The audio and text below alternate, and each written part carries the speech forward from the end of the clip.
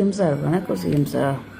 அதாவது நீங்கள் இந்த ஆவேசமாக பேசுகிறது, கொந்தளிச்சு பேசுகிறது, இதெல்லாம் பார்த்தா காமெடியாக இருக்குது. ஒரு சிஎம் பேசுகிற மாதிரியா இருக்குது நீங்கள் பேசுகிறது?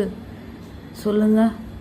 நீங்கள் வர்றதுக்காக ஒரு 10 மணி நேரத்துக்கு முன்னாடியே வந்து ரோடை பிளாக் பண்ணுறது. நீங்கள் தமிழ்நாட்டில் இந்த உலகத்தில் இருக்கீங்க சரியா, வேற்று கிரகத்தில் இல்லை சரியா.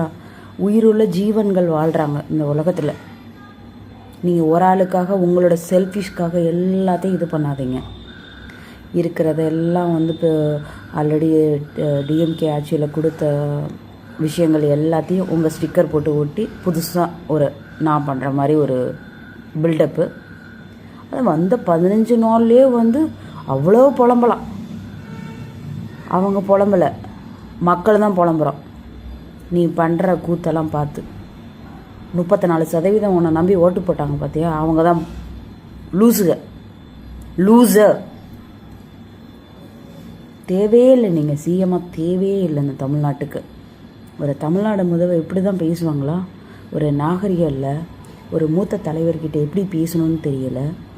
இவ்வளோ வீரவசனம் பேசுகிறீங்களே, எங்கே வந்து பேசுங்க, சட்டமன்றத்தில் பேசுங்க, வாய் திறங்க, ஒரு ப்ரெஸ் மீட் வைங்க. ஏன் அதுக்கெல்லாம் வாய் திறக்க மாட்டேங்கிறீங்க? உங்கள் கூட்டத்தை நிறைய இருந்தால் பார்த்தா தான் உங்களுக்கு அப்படியே ஜிவ்வுன்னு ஏறுமோ? சே போயா, ஒட்டெல்லாம் பேசியே பிரயோஜனம்.